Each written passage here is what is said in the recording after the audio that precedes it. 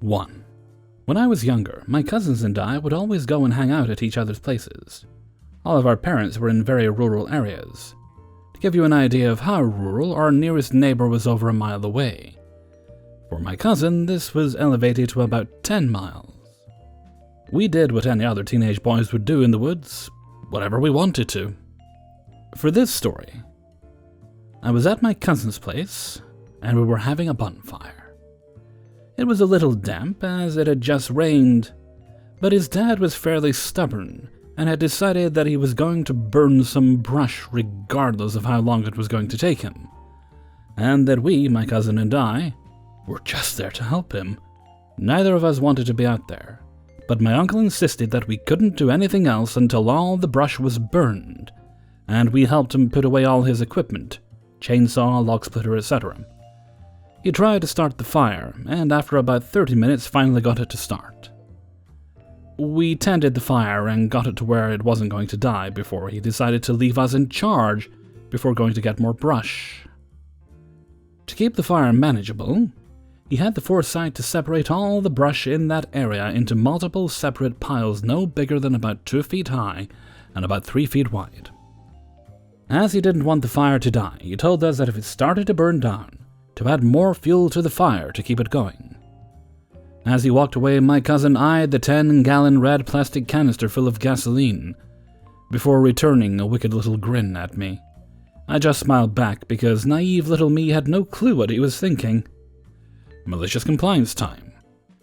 After a little while, the fire had burned down a little to where we could add more branches, but instead, my cousin grabbed a whole canister of gas and chucked it, more like dropped it, into the middle of the fire. I stared wide-eyed as my cousin came back and said, "We should back up." "What are you—" "He said to add more fuel, so I did." I looked at the canister, still sealed, and watched as the flames danced as they ignited the residual gasoline around the pour spout. Part of me thought, I should put that out. But another part of me thought, this is going to be awesome. As I tried to figure out what to do, I heard the screen door of the house slam shut and realized my cousin had left me. I thought, oh shit, if my uncle comes back, he's going to blame me for this. I didn't have to think about it for long. I heard the screen door slam shut again and my cousin emerged from the house with a .22 rifle. He walked up next to me, aimed at the canister and said, "This is gonna be amazing," before squeezing the trigger. The bullet flew and pierced the canister on the highest part of it to allow the fumes to escape. For those who have never seen a fireball that comes from an exploding canister of gasoline, it is absolutely glorious. For those who are standing back far enough, which we were not, I was only able to watch for a very minimal amount of time before the heat and force of the blast caused me to step back and trip over the chainsaw and land smack on my back in a pile of brush. My cousin ended up tripping and rolling down the hill about 30 feet, before he ended up in the lake at the bottom. It was hard to tell how high the fireball made it, but it was at least 100 feet, because no sooner did my cousin drag his soaking wet ass with the rifle back to the top of the hill than his dad, my uncle, flew down the little trail of the quad screaming at us. "What the hell was that?" "I threw on more fuel like you told me to," pointing to the exploded and still on fire shrapnel that used to be the gasoline canister. "I didn't tell you to use gasoline." "You said fuel! I used fuel!" "Get the hell out of here, both of you." So we went inside, my cousin changed. I pulled prickles out of my clothes and we started playing video games. Apparently, my uncle had called my grandparents to come get me, though, because no longer than an hour had passed after we blew up the fire, then they showed up to take me home. On the way home, my grandpa asked how it was. I said cool, and he told me in no uncertain terms that I was never to do that at his place. Fallout, I was never allowed back over to their house ever again. 2. I worked at a company, let's just call it us, as a hardware engineer. Customers would contract us to design, redesign, repair, analyze, etc. their projects, modules, and so on. One day, a big long-term customer, company ABC, called and it went a bit something like this. "Hello, us, we have a module which is not working, can you analyze and fix it?" Hello, ABC. Can you go into more detail? What exactly is not working? Is it hardware or software related? Note, us did both. It's not working. Well, yeah. But what is not working? It's not working. Alright. Can we have the technical documents so we can start analyzing them? No can do, but there is a faulty module. How do you expect us to work on the module without having a clue what it's supposed to do? You'll figure it out. Okay, so basically this went on for about a week. After that, we just said okay. I asked my boss, since I was supposed to work on it, how I should go on with the task. My boss, crazy lovely guy he was, just said, "You heard them. We have to figure it out, so complete reverse engineering of the module, and make sure you write down every single minute you work on it." A small side note for the non-tech savvy peeps here. A reverse engineering process is the long and tedious process of tracing every single copper trace on a board. Basically starting with the finished product, with the goal to redraw the schematics for it. Think of it like having a meal with 5 courses, and in the process of eating, figuring out the exact steps the cook took to make it. So I did as my boss said. I re-engineered the whole module, drawing my own schematics for it, figuring out the inner workings, even taking a ROM dump. Basically deassembling the machine code into readable source code, and tracing down the workings of the software as well. This whole process took something like 4 or 5 months for me and 2 others, just reverse engineering this goddamn fucking module. After that, we finally started working on the errors and found out that there was a bug in the software causing the processor on the module to reboot like every 2 seconds. A bit of research showed that this module was a part of an industrial controller system. Let's just say that if they put these modules anywhere in there, a lot of people would be without power. So after finding the error and fixing it by literally changing one line of code, writing the report and scheduling a meeting with the client, I got back to my boss who was following my working hours really carefully for the project. It turned out there were a lot of work hours for that project. Through the grapevines, I heard that the total cost for the client was totaling well over $300,000. So the meeting began and we presented our findings, showing the whole process we did, including the reverse engineering. This time we spoke to different people as the ones who gave us the project. This time the CEO of ABC was within the meeting too. At first, he asked where we got the schematics because they didn't look like they were made with their templates. We told them we weren't given the documents, so we had to re-engineer everything. Easy to say, the CEO was livid. He immediately asked who told us we couldn't get the docs. We told him. He thanked us. Made sure we were paid 10% more than we billed and hung up. The fallout came to us via an email from the CEO himself. He apologized to us that we had the hassle of re-engineering. Also said that if we ever have trouble like this again, we are free to contact him directly. Also the guy who said, "You figure it out," apparently got fired on the spot. Least to say, even if it was a lot of work, I really have to grin every time I remember this. This happened about 3 years ago, and since then I quit the job to study to become a state-certified technician. After that, I will happily go back to the company since working there was a charm. Also on a side note, after talking to the CEO of ABC and getting a few documents, we discovered that this software bug was over 9 years old, in a safety first over anything else industrial controller system. Who'd have thought?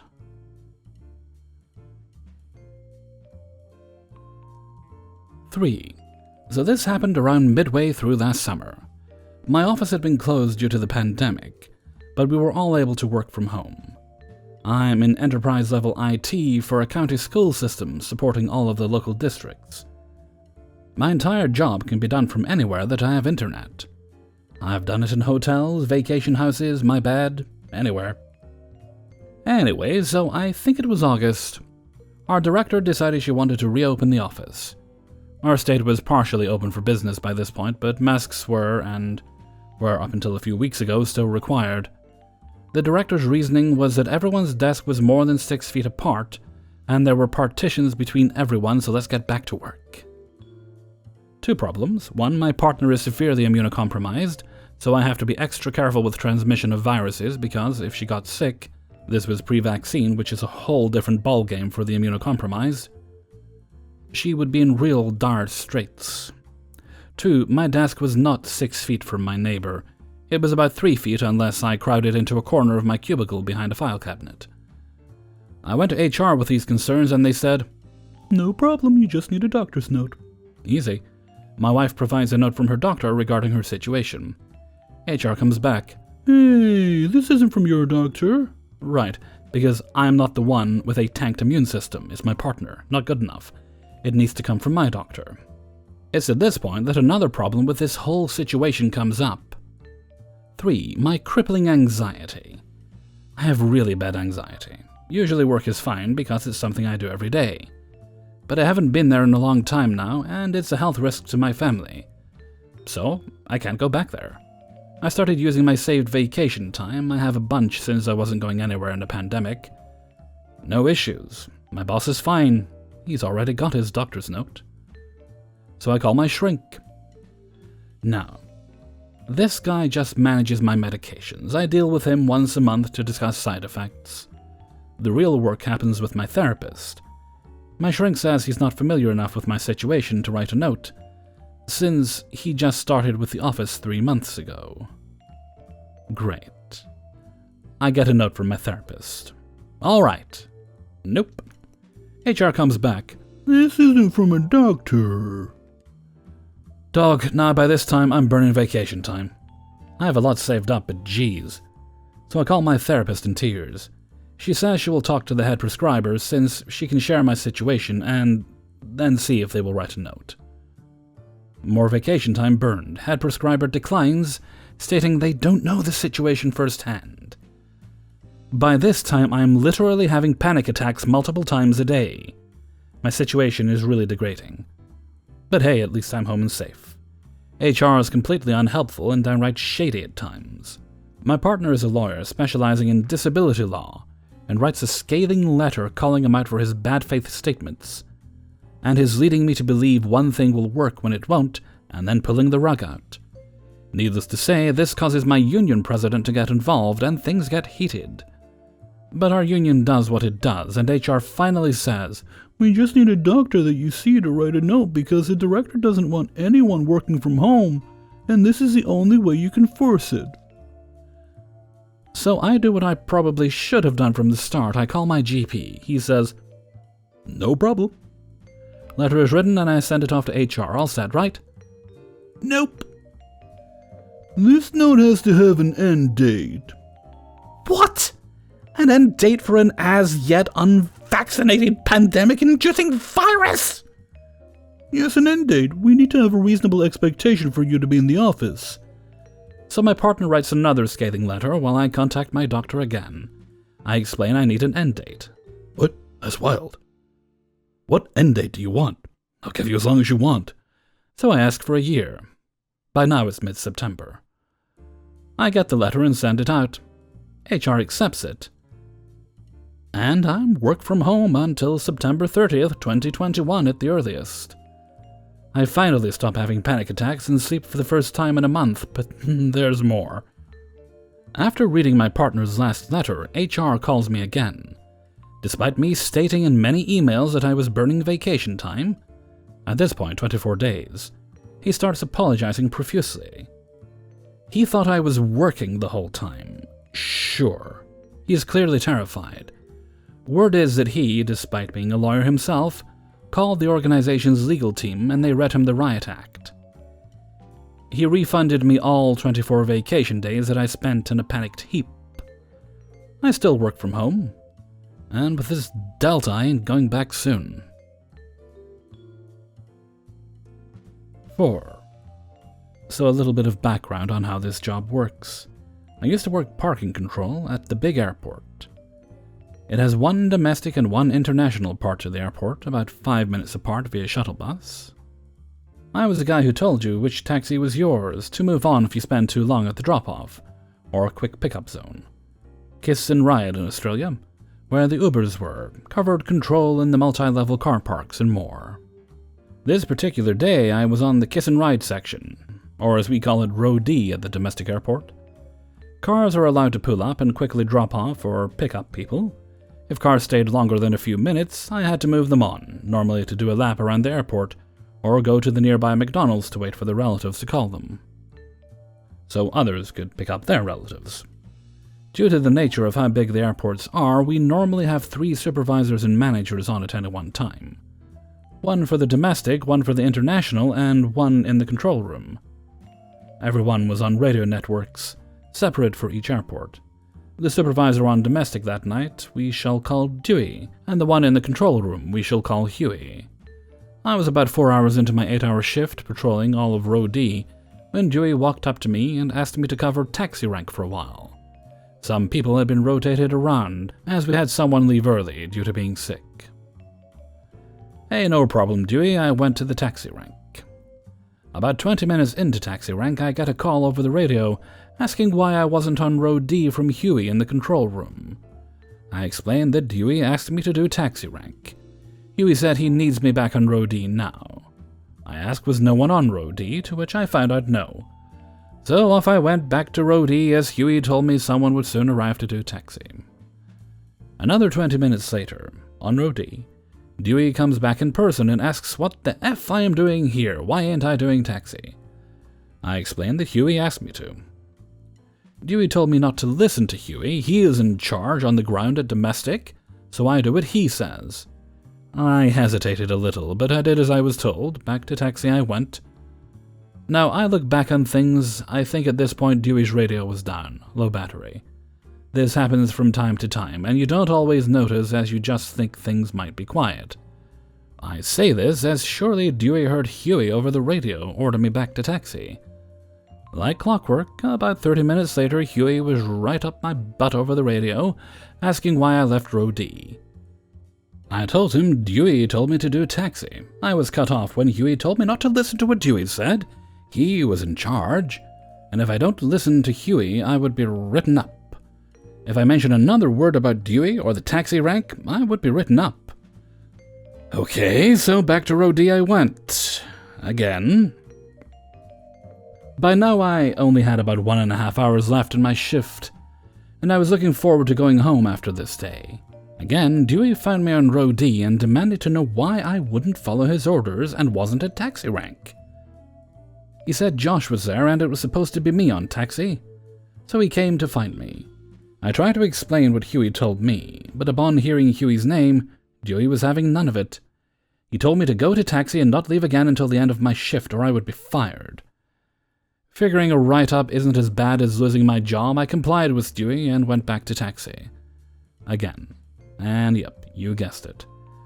Only took Huey another 30 minutes to get on the radio and scream and threaten me for disobeying his orders. I have to get over to Row D right now, or I won't need to worry about a write-up. I thought to myself, screw this.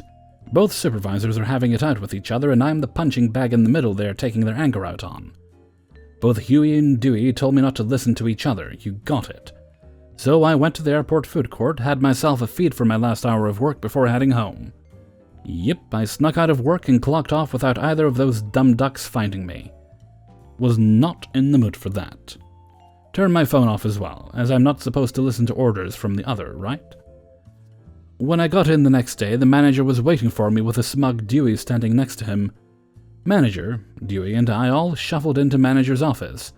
The manager proceeded to ask me what the hell I was thinking using the last hour of my shift to have a dinner break. I asked him, did he see the camera footage of me in the food court? Manager said yes, and again asked why.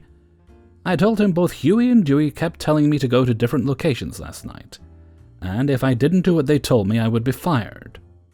I told the manager Dewey wanted me on taxi, while Huey wanted me on Row D. The manager looked puzzled for a second. He asked me if I was supposed to be at either taxi or Row D, why was I in the food court? I told him in more detail this time because Huey threatened to fire me if I didn't ignore Dewey, and Dewey would have my job if I didn't ignore Huey. So I did as I was told and ignored them both. Dewey cried foul, saying I was lying.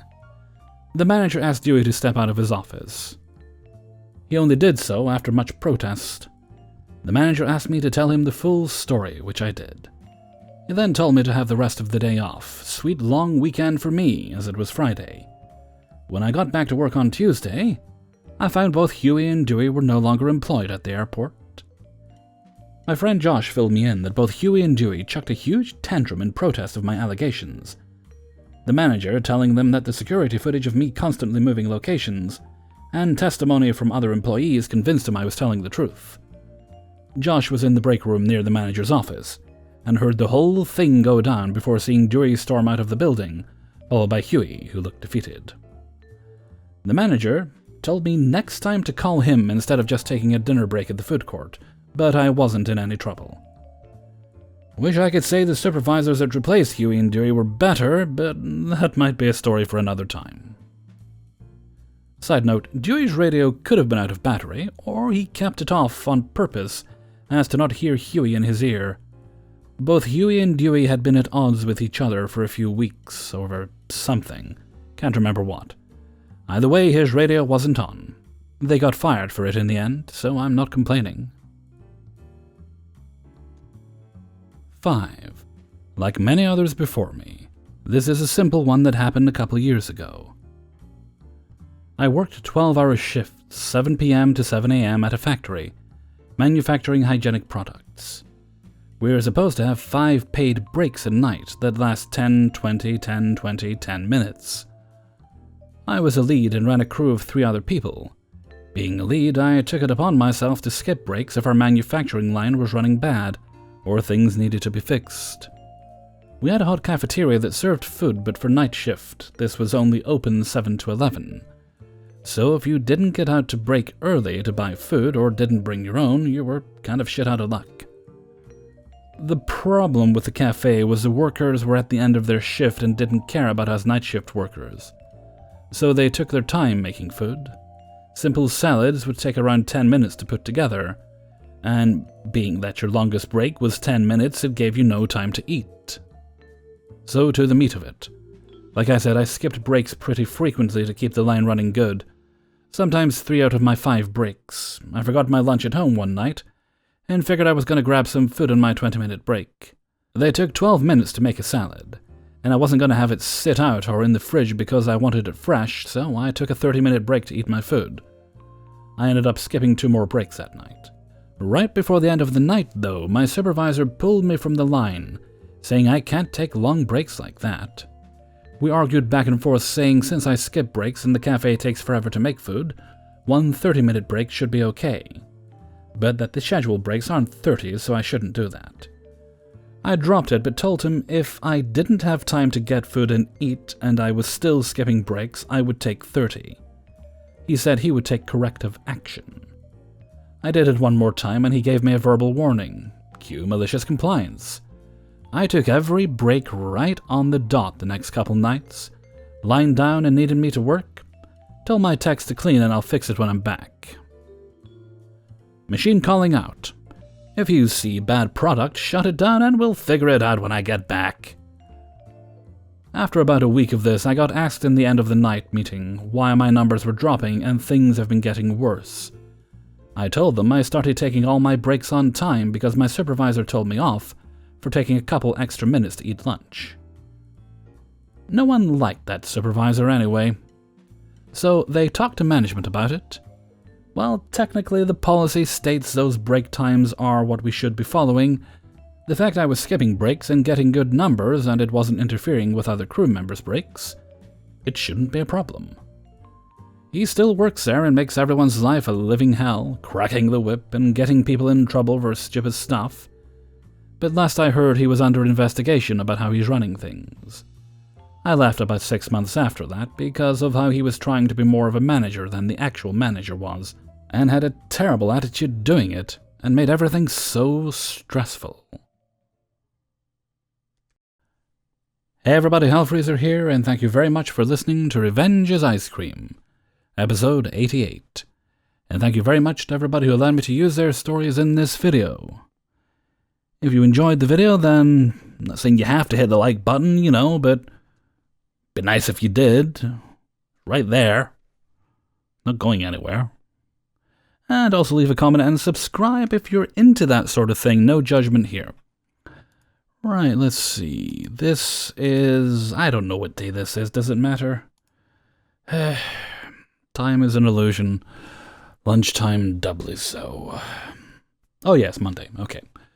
Monday. I do hope the weather gets milder soon. Just a little milder. I don't want the sun to go away. I enjoy a bit of sunshine.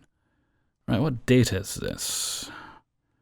Right, that's fine. Next shout out is on the 29th, I think. I'll have to double check that. Okay, and with that, I'm going to head off for now. So until next time, thank you very much for listening, and take very good care of yourselves.